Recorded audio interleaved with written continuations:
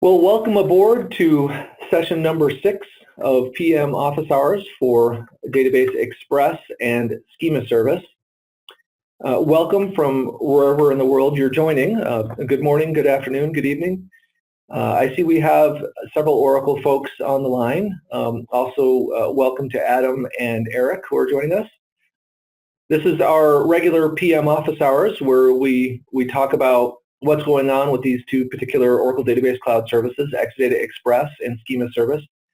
And it's also an opportunity to ask questions directly of the relevant product manager, who is me. My name is Todd Botker. Hello. And our development manager, Vlad Uberov, who is also on the line.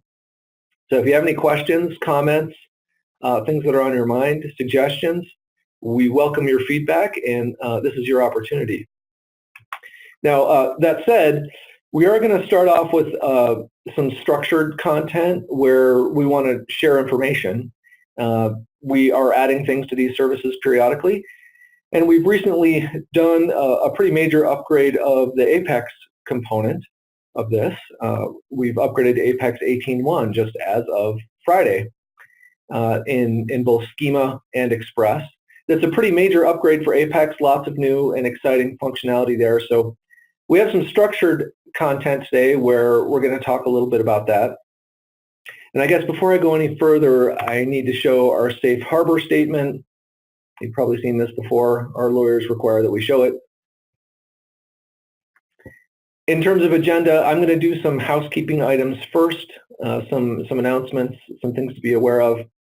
And then we'll turn it over to our guest speaker, who is David Peake from the Apex team here at Oracle. He's another product manager and colleague at Oracle, and he's going to go into the new and exciting things in Apex 18.1 that are now exposed in both of these services. I told David we said about 20 minutes or so for the structured presentation. We may go a little bit over, a little bit under, kind of bear with us. But if you have questions really at any time, feel free to jump in via audio or via the chat box. I'll try and keep the chat box open and ask your questions. This is your opportunity, so feel free to jump in. All right, just by way of housekeeping, we've sent out some notifications recently to the current customers regarding new certificates.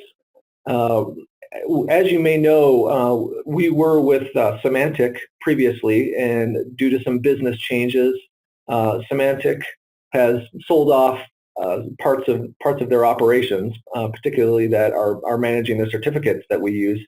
And we really had no choice. We had to change our where our certificates were coming from. We're now with DigiCert.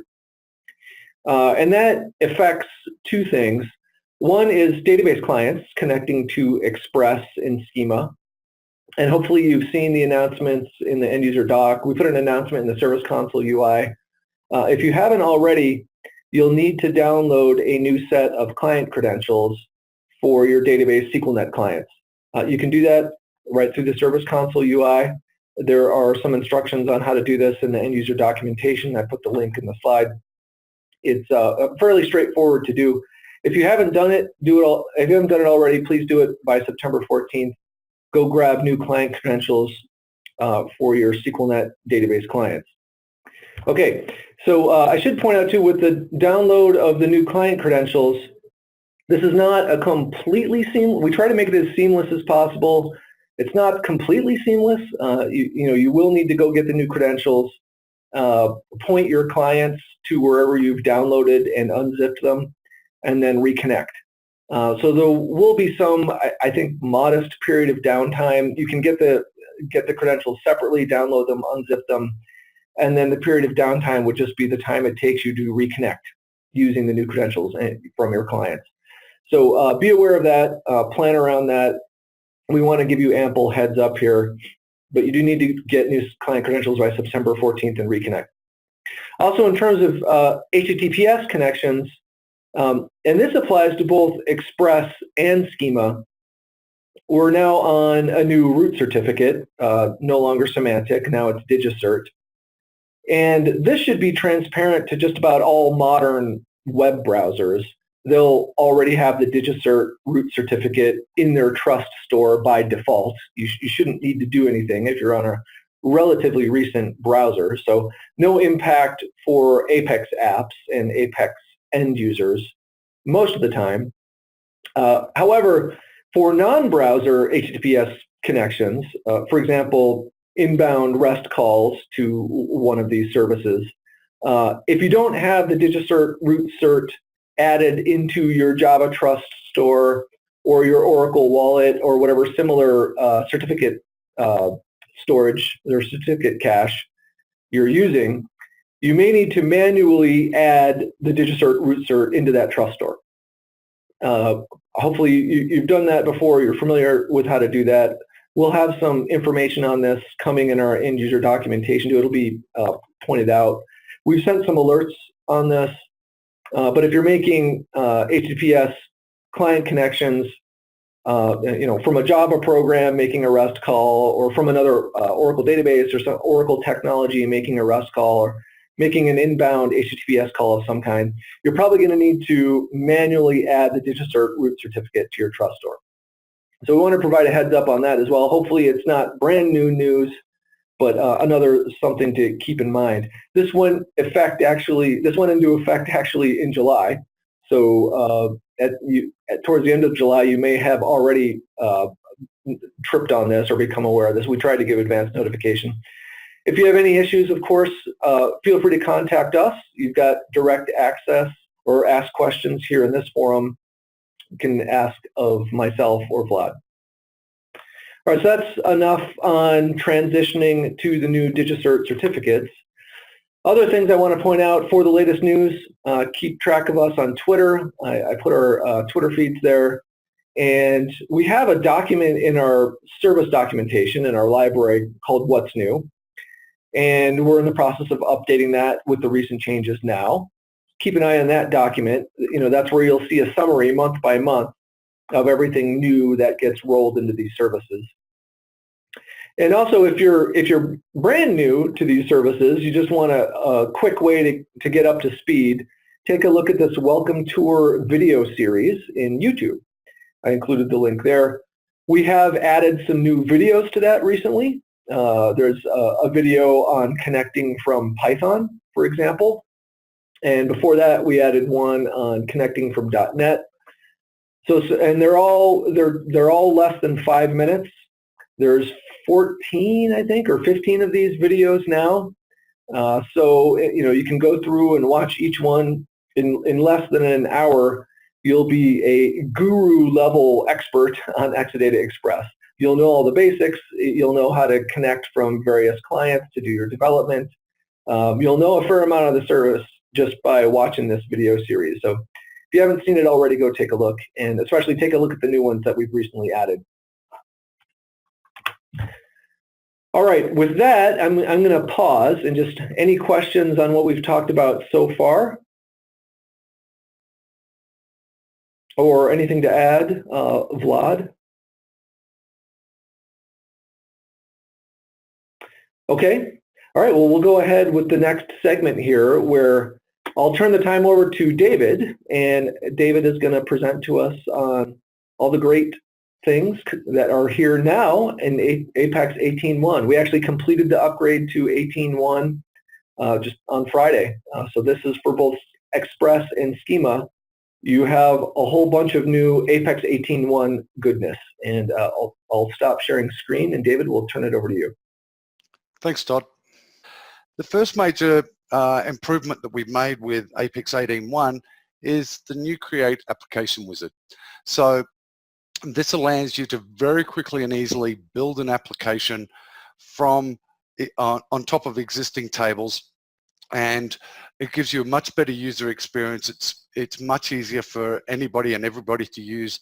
Those who've been using Apex for a long time, those who are new to Apex in particular, will find this new wizard very easy to create your initial application.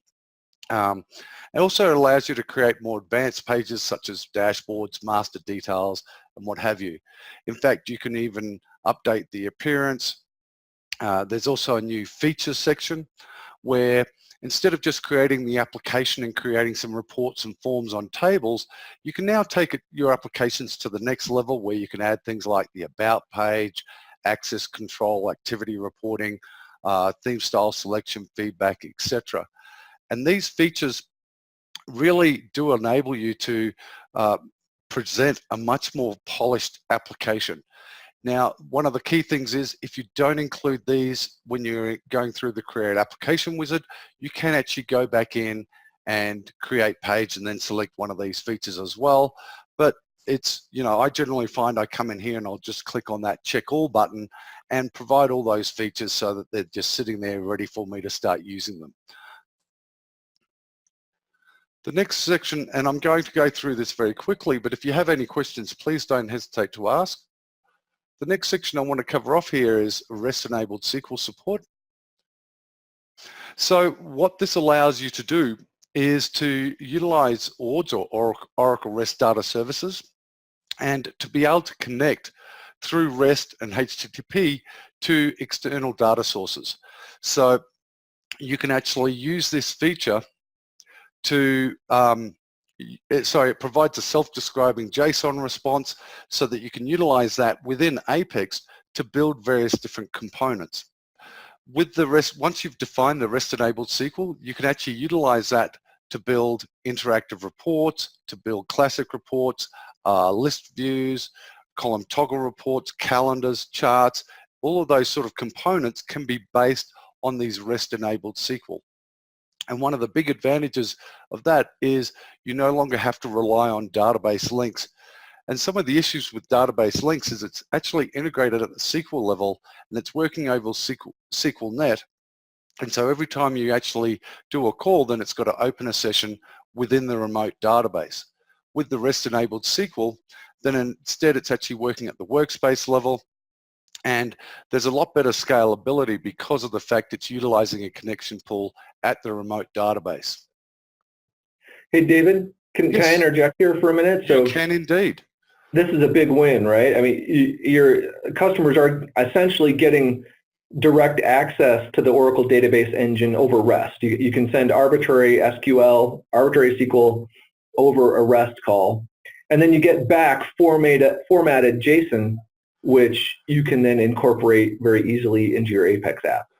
Exactly. And basically once you're inside of Apex, then instead of having the, utilizing your local database and selecting one of the tables for there, instead you can just select your REST-enabled SQL and select anything that you've already defined. And so it's as though you're working with a local table, but instead now you're working with remote tables. So it's all about the tables that you enable on that schema. So you don't have to ORDS enable your whole schema. You can selectively enable just a couple of tables that you want to make accessible. So you've got that security option there as well. But if you select, for example, ORDS enable just the emp and dep tables, then from the your Exadata Express schema, you'd be able to connect through and read the emp and dep tables, for example. Does that make sense to you? Yeah, I think this is just an extremely cool feature brought to you by ORDS, but it's certainly very helpful in an Apex context as well. Exceedingly helpful. I mean, this ability is, I think, one of the biggest features that we're working on is to really take it to the next level of being able to extend out your application from, rather than having to have all of your database objects local, now they can be on other databases and, connecting through ORDS, be able to utilize them as though they're local. So the next one I think is also a very big one, which is our REST service consumption. And what this allows you to do is to declare REST service modules and basically reference external REST APIs, and they can be either completely remote ones or ones from, inside your own intranet. And what we're actually doing is storing metadata about that REST call and being able to utilize that as a basis again for building Application Express components. Now, previously we were able to do a lot of this, however, it was mainly manual. So you would have to actually go and define everything yourself. Now it's very simple where you basically define the web source credentials to get to the remote server, and then Apex will do all the heavy lifting for you, and you can just go ahead and build components on top of that. Again, once you're defining these, they're actually defined as part of a shared component, so you can utilize them right throughout your application. And it can again be used on interactive reports, classic reports, charts, calendars, reflow reports, etc. And so, much like with REST-enabled SQL, you can utilize the web service reference or web service module, I should say, that you've created as the basis for these Application Express components. Another important aspect is you can actually do post-processing as well. And this allows you to do things like aggregations, join to local tables. And so you can take these and these data sources and incorporate local data to provide a cohesive output to your end users. So, this is just a screenshot of actually getting information out of a GitHub repository and showing it in both a report and a chart. And from an end user perspective, they're just seeing the information, but the information, rather than being again in your local database, is now in this case getting it from a GitHub API, which I think is really important that you can do this sort of integration and make it look seamless for your end users. So I've got a question coming in. Let me pause you there real quick, David. So we got a question from Adam. Was ORDS upgraded for Exadata Express Cloud Service to the current release? I guess the current ORDS release. And Vlad, maybe you're the best person to comment. I think the short answer is the ORDS stack has not been fully upgraded to the current 18.2 release yet. But Vlad, you wanna elaborate on that a little bit? Yes, that's right. So at this time, in this past maintenance window, we only upgraded Application Express. ORDS 18.2 upgrade is definitely on the roadmap, but I guess at this time we're not going to be talking about specific timelines, but it's definitely on the roadmap. Adam, may I ask, is there something specific in ORDS 18.2 that you're looking for? You can reply over chat or audio, whatever works.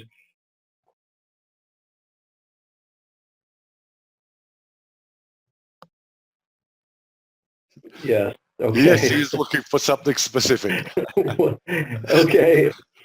Adam, can you elaborate a little bit? Or if not, that's fine. We could correspond offline. But we're curious to know. ORDS has been making a lot of progress in recent releases as well, just piling on the new features in ORDS too. So I'm just curious what specifically you're looking for, if there is something.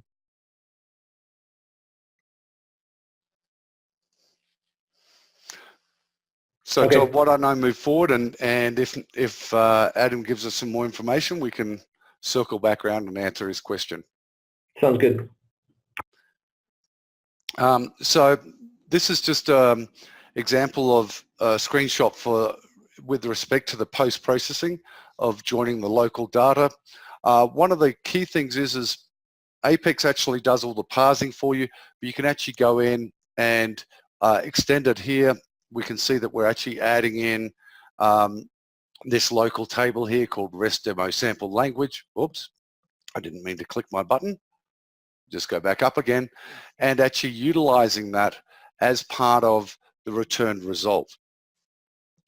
So there's a number of different use cases that you can use this for. Getting data from other Oracle databases using REST. So people will ask, why not use REST-enabled SQL? And the first and foremost reason is that it might be an Oracle database where for one reason or another, they don't want to REST enable the actual schema, and therefore you instead use, define a REST service and actually utilize that. Also accessing other internal systems. They may not in fact be Oracle.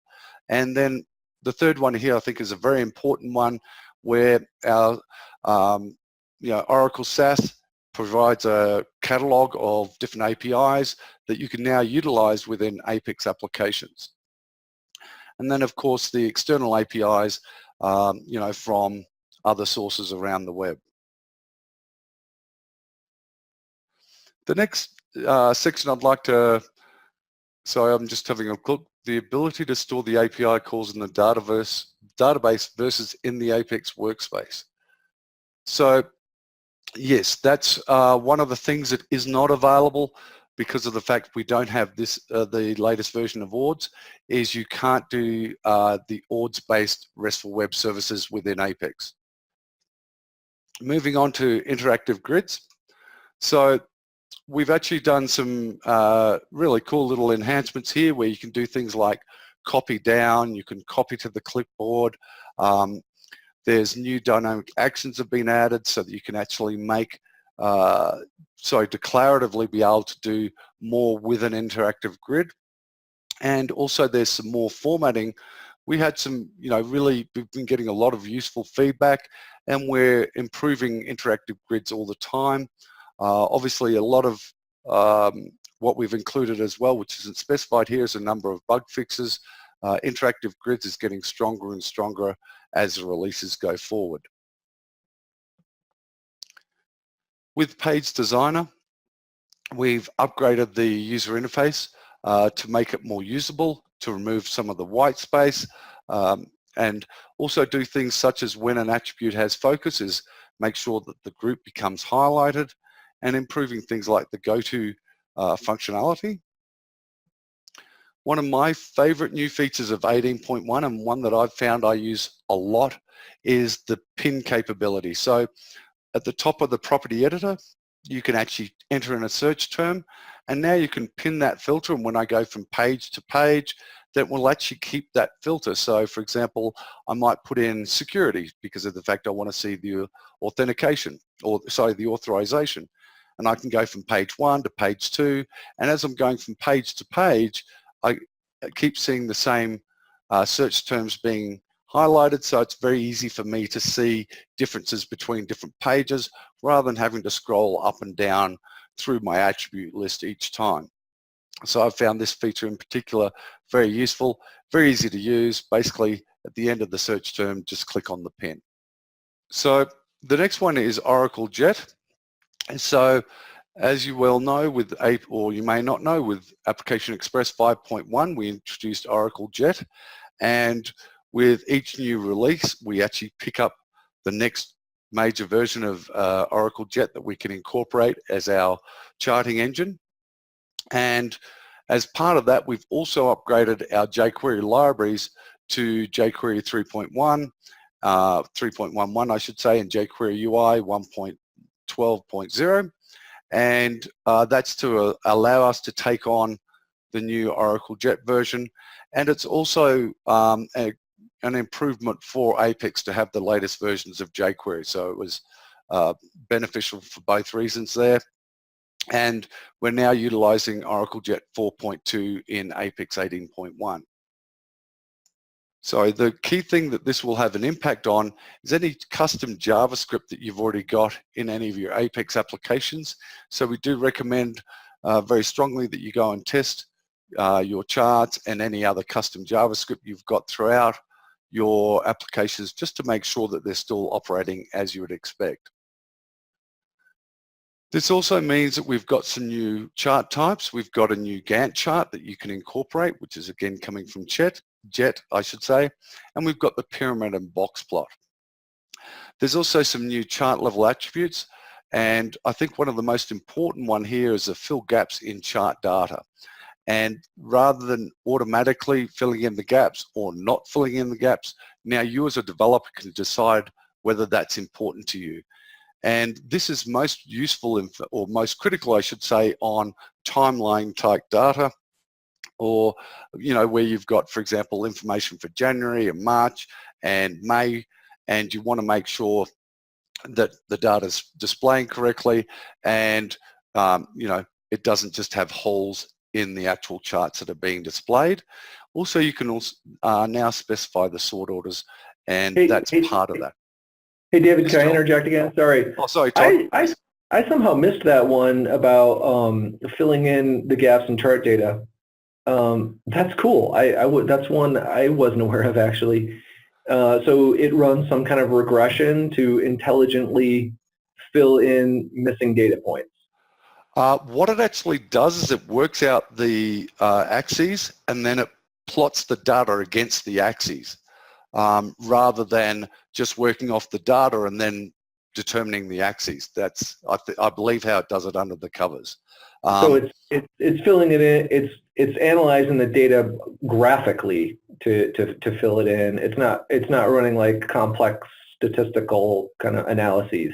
No, from best I understand, and Joel, if you know better, then please jump in. But from what I understand, then, for example, it will fill in every month if you're doing a month series, and then it will plot the data against the month that it has data for that particular month. And so therefore you won't have an empty slot, and it will actually make sure that your chart is rendered correctly, because otherwise it would look weird to have missing periods just because of the fact that there wasn't values for it. Okay. And so that's what it means by, and that's why I believe it does the axes first and then it plots the data against those axes. So we also did some more enhancements to the universal theme. Once again, instead of going for a new theme and making you upgrade it, instead we're just upgrading theme 42, the universal theme. And it's important that when you bring up your applications that you actually refresh the universal theme to take advantage of all the improvements that we've made. One of the big ones we've made in this area is to make a lot of enhancements to accommodate the fact that jQuery Mobile is being deprecated because of the fact jQuery Mobile hasn't been worked on in a long time. And what we want to do is we want to have people utilizing the universal theme for both desktop and mobile applications. So in support of that, we've introduced touch gestures, so you can do things like swipe and tap. We've introduced new regions, for example, reflow reports, list view, column toggle reports. So some of those very specific sorts of region types that you used on mobile first applications, now you can use those within the universal theme and on desktop applications. And one of the big things here is, the desktop applications you develop with the universal theme are already responsive, and so therefore you can just create a menu and create these mobile first type pages, but using the universal theme rather than jQuery Mobile. As a good example of that, I would suggest you actually install the sample projects application, where what we've done is taken out the mobile user interface and actually recreated all of those pages utilizing universal theme. So gone are the days when you're going to have two different user interfaces or two different applications. Now you'll be using a single application and the universal theme. We've also introduced floating labels, which are again optimized for mobile, and the item labels are actually inside the field there. One of the key things is if you have a look, for example, at the referral item down the bottom of that screenshot, you'll see that the text is large until there's actually any text entered into that field, and then the label becomes smaller and goes into the top left-hand corner. And this is really useful for compact design, but it's also good for desktop because of the fact you don't have labels and then items. Instead, the labels are just there inside of the items, and I think it works very well with applications that you're building. The next thing I want to talk about is Apex Spotlight Search. And this is an ability, when you click on the search icon now, we've greatly improved the capabilities within or for searching across the applications. And you can navigate to most screens with your Apex Builder. It's got a much better, you can see, for example, by using Control 1, 2, or 3, you can search a workspace or all applications, or search just this app for the search term that was entered in. And It can also focus in on page designer components.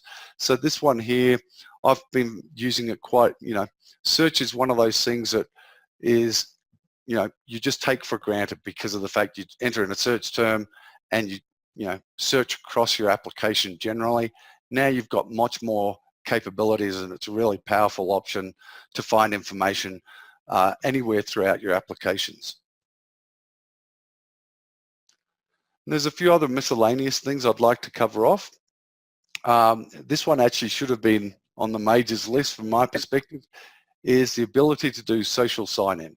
So now, just as easily as you can define single sign-on, LDAP, now you can also define the social sign-in authentication, so things like Google, Facebook, OpenID and OAuth2, so that you can connect through to other user identities services rather than just the ones that we previously had. So, there's a lot of people out there that might be building applications that are, they don't have single sign-on or identity management, and so they need to utilize this feature within their applications. Hey, David, can I ask another question on this one? No. Okay, Someone's got to ask questions. Come on. Well, yeah, you asked if you could. So go ahead, I think Tom. this one's really interesting too, right? I agree. So let's say I'm a medium-sized business and I have very wisely standardized on Oracle database with Apex. And then for things like email and calendar and Office apps and things like that, I'm standardized on GApps, on Google Apps. So now as you're standing up apps in Apex and you want to send a new interactive report to an executive at your company, if you were going to have them try and self-register a new Apex account or Oracle database account or some other authentication scheme, they'd be totally lost, right? They couldn't do it themselves. And you don't want to have to bother with creating new Apex app users every time you send a new interactive report to someone. Definitely. But what you could do is you could just say, okay, here's the link to the new report, Mr. or Mrs. Executive. You can just log in with your Google account. Yeah. And it's, not just the executive. I mean, you want to make it as easy for your end users to be able to, log into your applications. And, wherever possible, you don't want them to have to put a sticky on the side of their monitor with, the credentials that they need for your Apex applications. Instead, it should just be, oh yeah, it's using the same stuff, I just log in. And that, that's all about it makes things more secure because you don't have, different password, different user IDs and passwords for different systems. You want to try and consolidate that as best you can to make it as easy as you can on the end users. Got it. So if it's an environment where the end users will have a Google account or a Facebook account or some other OAuth2 provider, whether it's GitHub or Microsoft or they'll have an account on something like that already. And now it makes it just much easier to onboard those users onto your Apex apps because they can just use those existing accounts. Well, it's also a lot less maintenance. I mean, one of the issues if you're using a different sort of authentication is often it's up to the application administrators to maintain that user list. And that can be quite arduous. If you're in a very small company where there's only a few users, not a big deal. But if you've got 50 users, 100 users, all of a sudden, you're talking about significant effort for somebody to go in and manually, enter in usernames, provide them with passwords, and then very importantly to remove those end users once they've left the company, for example. So that's why I say having this these different types of authentication is actually improves security because you no longer are responsible for that person's left. Instead, it's being taken care of for you. Very cool. And this is authentication, it's not authorization. So, we've still got the ability within the authorization to limit who can do what once you're inside of the application. This is how do I actually log into the application. We've also added a number of new advisory checks. A number of these are on accessibility. And, these days, back when I started, when I first was building applications, you could actually go around and talk to all of your end users. And so you knew if any of them had any accessibility problems. These days, especially when you're building in the cloud, you may not know any of your end users, or you may know just a very small percentage of them. And you certainly don't know if any of them have accessibility types of issues where they might be using screen readers and other sorts of assistive devices. And so making sure that your applications are as accessible as possible is very key to providing a good user experience. And so I'm very much for going through the advisor. It doesn't take you much to go through, check the accessibility and see what sort of components you should be improving to make your application that much easier to use for end users. One of the key things to understand is accessibility isn't just for people that have issues. It's actually better for everybody to make more accessible applications, because more accessible applications are generally easier to use and therefore simpler for everyone, not just those with accessibility issues. There's also some performance checks that we've got in there regarding compatibility with JavaScript. Another one we've got down here is a developer productivity. So when you go to page info, you can now see how long your page performance is, so you can actually see very easily what's taking time and see ways which you can improve that. Determine how long, for example, it's taking for your responses and that sort of thing, your request to load, is sometimes very important when you're getting people complaining about how long the pages are taking to load. There's also this, when you're actually in the runtime coming from the developer toolbar, you'll see down the bottom here that sometimes you'll get these little red box come up next to the developer toolbar, and this is actually indicating that there's a JavaScript error on the page. Now previously there would have been JavaScript errors, but we just weren't telling you that, and unless you were actually monitoring it, you wouldn't necessarily know that that page was throwing an error, and so you wouldn't know to actually go and investigate it and fix it. Now as a developer, you'll see it right there on the developer toolbar.